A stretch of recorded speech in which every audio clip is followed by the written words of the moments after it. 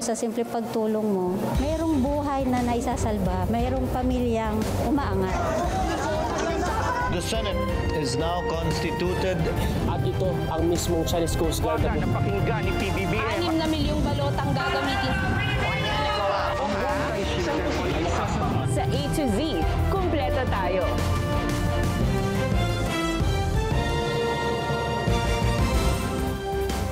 Luzon, Visayas, Mindanao at buong mundo. Ngayon ay Biyernes, October 24, 2025. Ako si Barbie Mulak at ito ang balitang A to Z.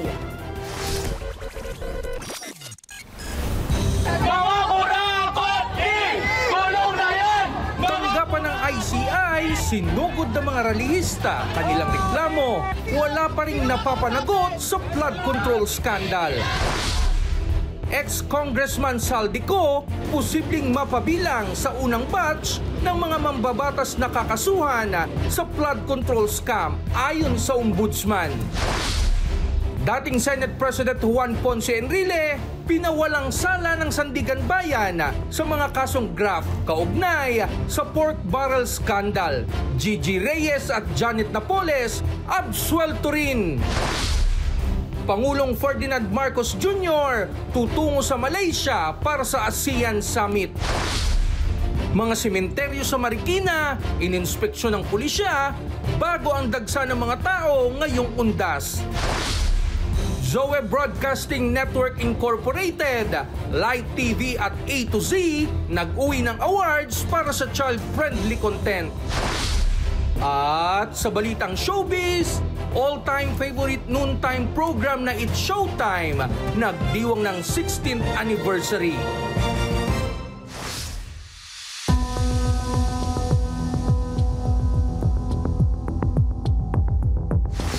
Magandang gabi, pambungad sa ating newscast. Sinugod ng isang grupo ang tanggapan ng Independent Commission for Infrastructure ngayong Biyernes.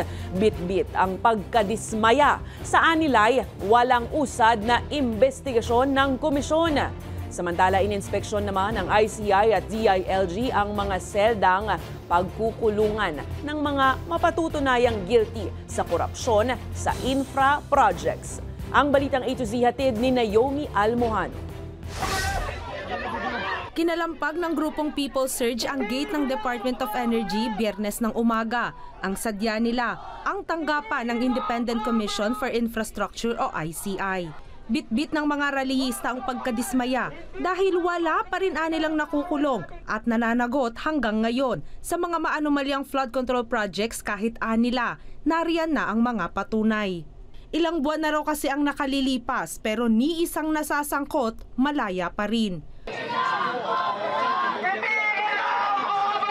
Panawagan din nila ang pagpapabilis sa investigasyon at pagiging transparent sa mga pagdinig. Anila, kulang sa pangil ang komisyon. Ayon naman sa ICI, naririnig at naiintindihan nilang daing ng taong bayan. Patuloy nila silang nangangalap ng ebidensya at mga testimonya para mapagtibay ang mga ebidensya. Dagdag pa nila, transparent sila sa kung sinong mga individual ang iniimbitahan sa mga pagdinig. Nanawagan din sila sa mga sangkot na makipag-cooperate sa investigasyon. Samantala, matapos magpakasasa sa perang ninakaw mula sa kabanang bayan, himas-rehas na ang bagsak ng mga personalidad na mapatutunayang sangkot sa flood control anomalies. Ngayong Biyernes, ininspeksyon ng ICI at ni Interior Secretary John Vic Remulla ang mga selda kung saan ikukulong ang mga kurakot. Gaya ng sigaw ng taong bayan, ikulong ang mga kurakot. At narito nga tayo ngayon sa pasilidad kung saan ikukulong ang mga sangkot na individual na mapapatunayang guilty kaugnay ng flood control corruption scandal. Sa isang selda, merong 5 double deck, 10 detainee ang kasya at may kanya-kanya rin silang kutsyon gaya nito. Medyo malambot, hindi sasakit ang likod ng mga kurakot. At meron din silang sarili nilang lababo, palikuran at paliguan. May sukat na 48 square meters at 3-4 na electric fan ang nasa 108 na nakahandang selda. Handa na ang mga kulungan, ikukulong na lang ang kulang. Both OMB and DILG with these facilities, handa na ho silang tumanggap ng dapat sino ang managot. Sana maintindihan ng ating mga kababayan, ICI ay ang hindi siya magpapakulong. Pagpreno naman ng komisyon, maaaring kulang pa ang mga seldang ito dahil sa dami ng mga proyektong iniimbestigahan pa. Ibig sabihin, marami pang mga individual ang posibleng ikulong. Paglilinaw pa ng ahensya, walang kahit anong special treatment na ibibigay sa mga detainee at hindi kakailanganin ang karaniwang palusot ng mga nasasakdal na hospital arrest. Meron po kaming infirmary dito, lalagyan namin ng lahat ng resuscitation machine. Kung dialysis kailangan, maglalagay kami ng dialysis machine. Hindi naman dapat sobrang importante. But it is very decent. Hindi naman nagbigay ng specific timeline ng komisyon sa kung kailan at sino-sino ang mga unang maipakukulong dahil patuloy pa ang investigasyon. Para sa Balitang A to Z, Naomi Almojano. Dinipensahan ni dating Ombudsman Samuel Martirez ang kanyang naging desisyon noong 2019. Nabalik rin ang 2016 dismissal order laban kay Senator Joel Villanueva kaugnay ng umano'y pork barrel scam noong kongresista pa ito. Giit ni Martirez, natuklasan ng NBI na may pagkakaiba ang pirmang nasa mga dokumento sa standard signature ng senador na isa sa mga dahilan ng pagbaligtad. Habang itinanggi niya na palihim na inalis sa kaso si Villanueva at iginiit na hindi trabaho ng ombudsman ang mag-announce sa kada hatol. Kaya hindi ako nagsasalita. It's not because pinoprotektahan ko itong mga taong ito. Pero siya, pinoprotektahan ko sa kaso, no. Kaya hindi ako nagsasalita dahil wala akong karapatan sirain ang kanilang future. Nagbabala si Ombudsman Jesus Crispin Boying Remulla na may mga kongresista na masasampahan ng kaso sa loob ng isang buwan bunsod ng maanumaliang flood control projects. Ayon kay Remulla, posibleng kasama rito si dating Ako Bicol Representative Zaldico. Nakalatag na anya ang aabot sa 10 kaso pero patuloy ang masinsinang evaluation ng mga ito. Hihilingin naman ng Ombudsman ang pagkansela ng pasaporte at pagpataw ng freeze orders laban sa mga sangkot kapag naisakatuparan na ang pagsasampa. Maglalabas din ng suspension orders laban sa mga tiwaling opisyal. Malamang kasama. Kasi naalala ko mayroong Mindoro case na kasama sa mga finansa. At ito mga susunod na araw, marami kong pipirmahan na suspension orders o kaya papipirmahan ko sa aking mga kasama para masuspindi na yung mga opisyal na tiwali dito sa flood control mess sa iba't ibang probinsya. Ila-livestream ng Bureau of Customs ang gagawing pagsusubasta o public auction ng mga nakumpiskang luxury vehicles na pagmamayari ng mag-asawang Pacifico Curly Discaya at Sara Discaya. Ayon sa Customs, isasagawa ang subastahan sa susunod na linggo na para matiyak ang transparency sa pamamahala ng mga nasabat na sasakyan.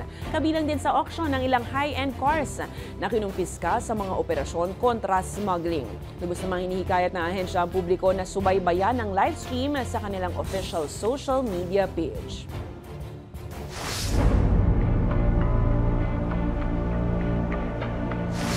Acquitted o pinawalang sala ng Sandigan Bayan sina former Senator at ngayon ay Presidential Chief Legal Counsel Juan Ponce Enrile, dati niyang Chief of Staff na si Gigi Reyes at ang nakadetain na negosyante na si Janet Lim Napoles mula sa 15 counts of graft kaugnay sa kanilang pagkakasangkot sa maanumalyang Priority Development Assistance o PIDA Fund Scam.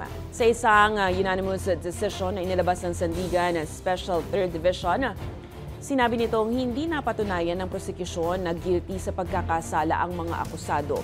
Dagdag ng desisyon, walang civil liability na ipinataw laban kay Enrile na dumalo sa promulgation ng kanyang kaso via Zoom.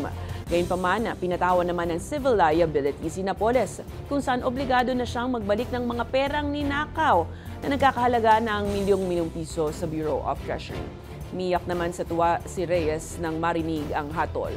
Una nang na-acquit ang tatlo mula sa kasong plunder matapos lumabas na kulang ang mga ebidensyang inihain ng ombudsman laban sa mga akusado. Iginiit ng Malacanang na nirerespeto nito ang desisyon ng Sandigan Bayan sa pag-aabsuelto kina Presidential Chief Legal Counsel Juan Ponce Enrile at kanyang Chief of Staff na si Gigi Reyes at ang nakadetingang negosyanteng si Janet Lim Napoles kaugnay sa pagkakasangkot sa PDAP scam. Ayon pa kay Communications Undersecretary Claire Castro, ito ang dahilan kung bakit patuloy ang masusing investigasyon imbes na fast-tracking process ng pagpapanagot sa mga kurakot na opisyal ng gobyerno. Kinilala rin ng palasyo ang separation of powers dahilan para hindi rin na niya pumalag ang Malacanang sa naging desisyon. Ang Pangulo, ang gusto niya kapag nagsampa ng kaso, hindi mabilisan. Dapat kompleto ang ebidensya. Dahil pagka nagkataon, konti lang mong pagkakamali, especially criminal case ito. Any doubt, at kapag hindi po naakusahan o nagkaroon ng judgment beyond reasonable doubt, talaga pong magkakaroon ng akwital. Arestado ang 39 na individual sa Malate, Maynila dahil sa operasyon ng Scam Hub na target ang mga papatol sa online romance at investment fraud schemes. Ayon kay Anti-Cybercrime Group Chief Police Brigadier General Bernard Yang, Huwebes nang maaresto ang 8 Chinese at isang Taiwanese sa bisa ng isang search warrant. Partean niya ang mga naaresto ng isang malaking sindikato na nag-ooperate bilang cybercrime network kung saan sila ay gumagamit ng AI-enhanced social engineering tactics upang makapanloko online. Gumagamit rin niya ang mga suspect ng pre-registered at international SIM cards na galing sa kanilang mga handler para makagawa ng VIP accounts sa mga dating apps para matarget at utuin ang mga biktima na magbigay ng mga sensitibong financial information. Na-recover ang mahigit 200 digital evidence kabilang na ang mga computer, mobile phones, SIM card na ayon sa pulisya ay bahagi ng micro-pogo operations. Maharap sa kasong paglabag sa Securities Regulation Code, SIM Registration Act at Access Devices Regulation Act ang mga suspect. Along the way, pagka yung mabibiktima nila, would like to have a actual conversation na makikita sila. What they did is they play the recorded video.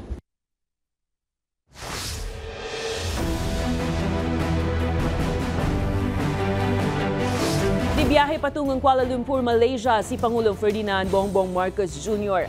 ngayong Sabado, October 25 para sa nakatakdang ASEAN Summit. Ayon sa Department of Foreign Affairs, mahigit sa 80 dokumento ang pipirmahan ng mga pinuno, kabilang ang pag-anib ng Timor-Leste bilang ika-11 miyembro, ika-2 protokol sa pag-amyenda ng ASEAN Trade in Goods Agreement at upgrade ng ASEAN-China Free Trade Area 3.0. Kaya ng DFA, gagamitin ng Pilipinas ang summit para palakasin ang seguridad, ekonomiya at kooperasyon sa mga dialogue partner. Sa October 28 naman, tatanggapin ng Pilipinas ang ASEAN Chairmanship sa opisyal na turnover ceremony na pagsisimula ng pag-host ng Pilipinas sa susunod na ASEAN. These include the situation in Myanmar, the economic uncertainty, and other geopolitical and geo-economic challenges that affect the region. The President will likely have a number of bilateral meetings with his counterparts at the sidelines of the summits.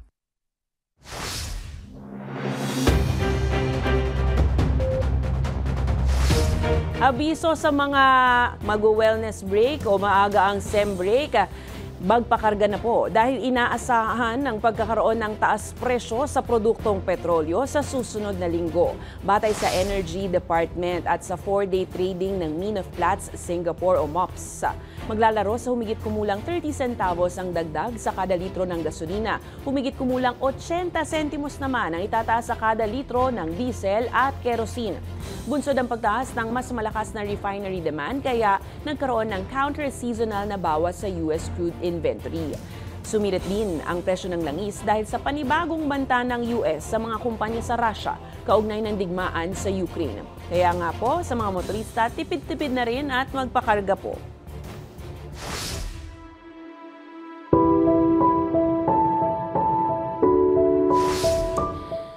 Malungkot na balita, nagluluksa ngayon ang TV host na si Kim Atienza at ang kanyang pamilya sa pagpanaw ng anak na si Emmanuel o mas kilala bilang si Eman sa edad na 19. Kinumpirma ng ina niya na si Felicia sa Instagram ngayong Biyernes, October 24 ang balita. Si Eman ang pangalawa sa 3 anak ni Kim at Felicia. Ayon sa pamilya, malaking saya, tawa at pag-ibig ang dala ni Eman sa kanila. Binigyang diin din ang kanyang pagiging bukas sa mental health na nagpasigla sa kapwa na humingi ng tulong. Hinihikayat ng pamilya na ialay ang alaala ni Eman kasama ng kahabagan, pag-ibig, tapang at kabutihan. Hindi pa inilalahad ang sanhi ng pagkamatay at detalye ng burol. Kuya Kim, kami po dito sa A to Z ay nakikiramay sa inyong pamilya. At sa ating kapwa manonood, kung kayo po ay may pinagdaraanan, lumapit po sa pamilya, kaibigan at profesional na makatutulong. Maging dito po sa amin, kamo po ay nakikinig at hindi po kayo nag-iisa. Susunod, mga sementeryo sa Marikina, ininspeksyon ng pulisya bago ang dagsa ng mga tao ngayong Undas. At Zoe Broadcasting Network, Live TV at A to Z nag-uwi ng awards para sa child-friendly content. Abangan ang kumpletong ulat sa pagbabalik ng Balitang A to Z.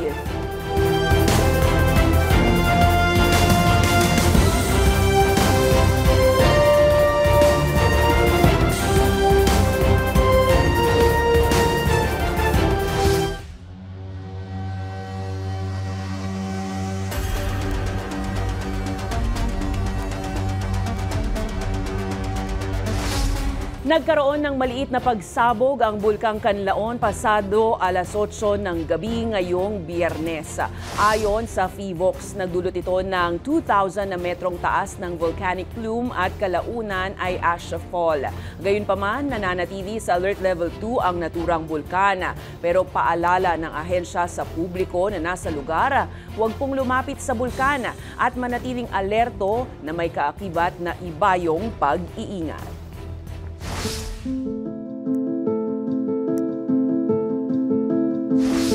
Ininspeksyon ng Marikina City Police ang mga pampubliko at pribadong sementeryo ng lungsod na inaasahang madodoble ang bilang ng dadalo ngayong Undas.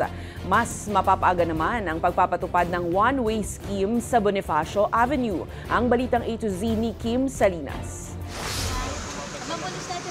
Sorpresang binisita ng hepe ng Marikina City Police ang mga sementeryo sa lungsod bilang paghahanda sa Undas 2025. May 4 na public cemeteries at isang private memorial park sa lungsod na dinarayo tuwing ganitong panahon. Nung mga nakaraang taon po ay nakapagtala po sila dito ng mahigit kumulang na 260,000 po na dumagsa po.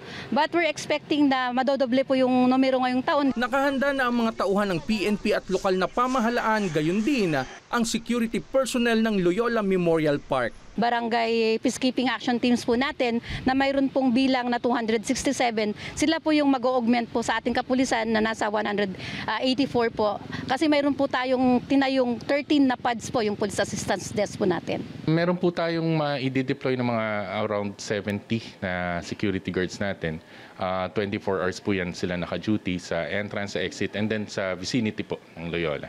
Sa Barangka Public Cemetery, maaga nang dumarayo ang ilang mag-anak upang hindi na makisabay sa pagdagsa ng tao sa November 1. Marami na po sir dumadalaw. Mas dadami pa po. Bago dumating po yung Undas, marami na pong pupunta. Marami na pong dadalaw. Abiso naman sa mga motorista, mas maaga nang ipatutupad ang one-way scheme sa Bonifacio Avenue ngayong taon. Ito pong yung kahabaan po ng Bonifacio, yun po ang isasara po siya ng umaga po 6 a.m. ng October 31 hanggang maging one-way lang po siya hanggang November 3 po. Ang papayagan lamang na makadaan sa Bonifacio Avenue ay mga papasok ng Marikina mula Katipunan o Cubao. Samantalang ang mga papuntang Cubao ay pinapayuhang dumaan sa Marcos Highway upang maiwasan ang pagbigat ng daloy ng trapiko. Para sa Balitang A to Z, Kim Salinas.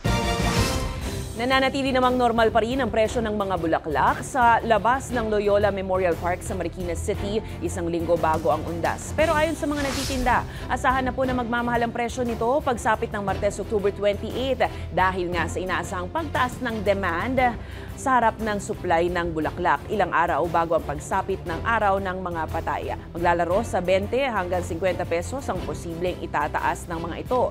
Pero masisirit pa ang presyo hanggang 100 piso pagsapit ng mismong bisperas at mismong araw ng mga patay.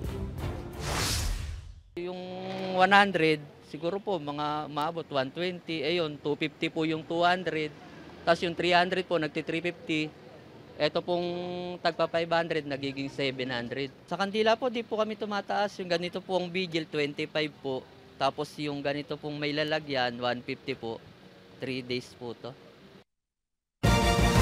Samantala, bubuksan ang lahat ng lane sa North Luzon Expressway mula October 29 hanggang November 3 bilang paghahanda sa inaasahang pagdagsa ng mga bibiyahe pauwi sa kanilang probinsya ngayong undas. Ayon kay Assistant Vice President for Traffic Operations ng NLEX, Robin Ignacio, suspendido ang lahat ng roadworks at lane closures, maliban na lang kung may emergency repairs. Magpapatupad din ng libreng towing para sa mga Class 1 vehicles mula October 30 alas 6 ng umaga hanggang November 3 sa parehong oras. Pinapayuhan naman ang mga motorista na dumaan sa Balintawak Toll Plaza sa halip na sa Mindanao Avenue dahil po yan sa patuloy na construction ng extension ng naturang expressway. Maaari ring magpakabit na ng 1 RFID stickers sa mga Easy Trip branches para po yan sa mas madaling at mas mabilis na pagbabiyahe ngayong undas.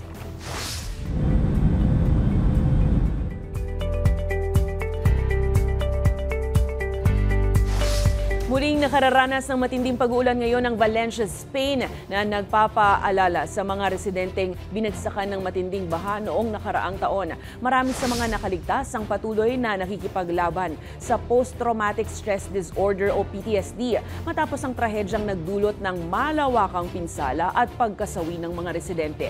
Ayon sa mga lokal na mental health experts, marami sa mga biktima ang nagkakaroon ng takot sa tuwing umuulan na nagpapatunay sa matinding epekto ng sakuna sa kalusugang pangkaisipan. May mga nakahanda namang therapy at medical na tulong ang mga otoridad at pinapayuhan ng lahat na humingi ng tulong kung kinakailangan.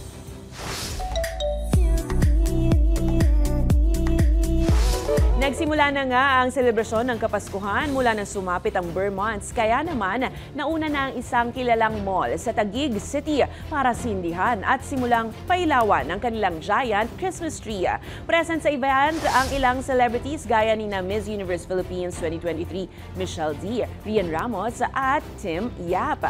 Hindi rin nagpahuli ang giant Christmas tree lighting sa Mall of Asia kasama ang iconic father of Christmas songs, Jose Marichan. Pinakilig naman ng P-pop group na Horizon ang crowd sa kanilang performances. Habang spotted rin ng kapamilya stars na sina Jonah, Kyla Estrada at Miss Supra National Philippines Tara Valencia sa isang Christmas launching naman sa Quezon City. Napawaw at namangha lahat sa Northern Star at World Tree na nakadisplay sa kanilang The Block atrium.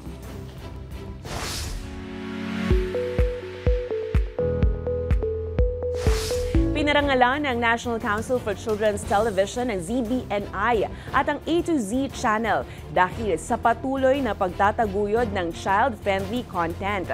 Kasabay naman ng 28th anniversary ng NCCT, tinalakay rin kung ano pa ang pwedeng gawin ng iba't ibang sektor para sa mas makabatang media landscape. Narito ang ating balitang A to Z Special Report. Kinalampag ng child advocates ng government at private sectors na bigyan ng atensyon ang child-friendly content sa telebisyon at social media. Kasabay ito ng papalapit na selebrasyon ng Children's Month sa Nobyembre. Ang media ay hindi lang isang libangan, kung hindi isang makapangyarihang kasangkapan sa paghubog ng pagkatao. Ipakita natin na sa puso ng NCCT, ang bawat bata Pilipino ay may buwang. Sila po ang inspirasyon sa bawat patakaran, sa bawat proyekto. Sa Child-Friendly Content Standards Summit 2025 sa Heritage Hotel Pasay City nitong October 24, ipinanawagan ng policy think tank na CAPS and Partners na dagdagan ng pondo para sa National Council for Children's Television. Update na po natin yung mandate ng NCCT to include the streaming services. The government has to step in some ways to safeguard din yung welfare ng ating children. Pero para kay Roberto Aligada ng Ad Standard Council, dapat magkusa rin ng pribadong sektor at media executives na bumuo ng mas maraming makabatang palabas. Let us not burden any more government. We have the responsibility, and that is my call. It is our responsibility as private citizens, private companies, to give what ought to be given, not what we want to give. Profit or advocacy. It doesn't have to be an or. It can be and. Hinihimok din ng academe ang producers na laging isaalang-alang ang wika at mga tema na makabubuti sa mga bata. Ang tanong, paano na lang sa sitwasyon tulad ngayon na hindi naman natin kontrolado ang lahat ng content sa internet at sa TV? Ang payo ni keynote speaker na si Dr. Honey Carandang. Let's say the parents are watching TV with their children. Tapos they can intervene. Let's say merong isang tao doon na merong ginawang masama, nagpatay, nagsinungaling. Sasabihin ng parent, alam mo, hindi tama yan. Hindi ko gusto yan. And just that comment from a parent is very, very powerful to help the children learn. Paalala pa ng NCCT, sundin ang mga gabay para sa child-friendly content. Dapat ang wika na ginagamit sa mga programang para sa mga kabataan ay nakakapabuti sa kanila. Kasama rin sa CFCS ay ang values o yung mga pagpapahalaga na dapat maging mas malalim sa mga kabataan. Kasabay nito, kinilala ng NCCT ang media partners na patuloy na nagtataguyod ng mga programang makabata at para sa bata. Mula sa tinaguriang icons at pioneers tulad ng Sineskwela, 5 and Up at Batibot, kinilala rin bilang child-friendly broadcast TV network ang ZBNI para sa A to Z Channel at Light TV Network. Gayun din ang Team Yay program sa A to Z Channel na hinirang na child-friendly TV show. Tunay ngang it takes a village to raise a child, kaya kailangan ng pakikipagtulungan ng iba't ibang sektor sa pagbuo ng media landscape para sa kabataan. Sa aming pagbabalik sa showbiz, all-time favorite noontime program na It's Showtime, nagdiwang ng 16th anniversary. At Lovey Po, nagsilang na pala ng kanilang first baby ng asawang si Montgomery Blanco. Manatiling nakatutok, kayo ay nanonood ng Balitang A to Z.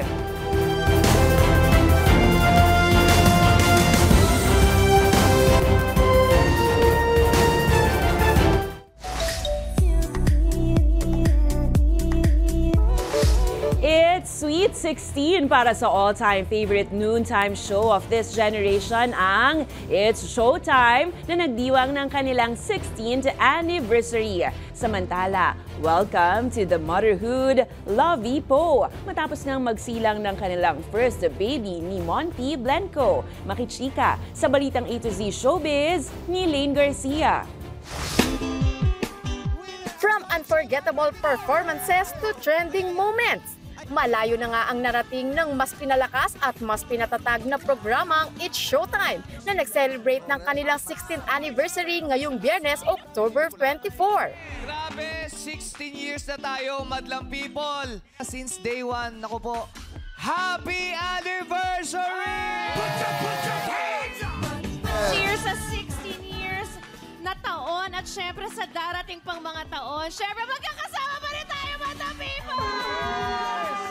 Punong-puno ng saya at sorpresa ang hatid ng all-time favorite noontime show in this generation, kung saan special guest ang dating It's Showtime host na si Billy Crawford na nakisaya sa segment na Laro-Laro Pick.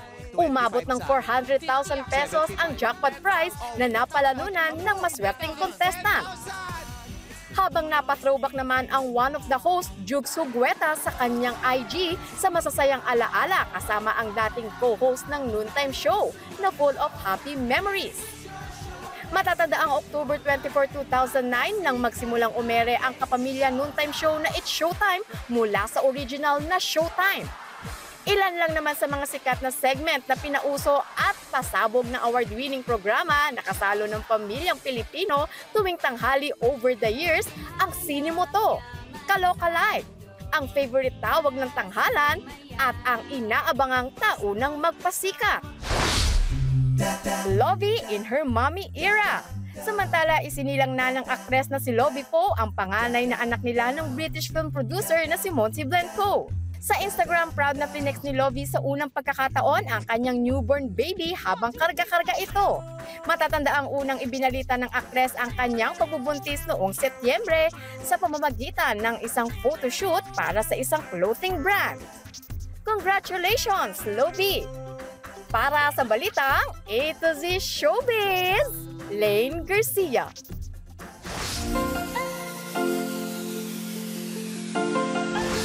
Ito po, GV for the weekend. Lahat ba ng mga alaga niyong fur baby ay masunurin?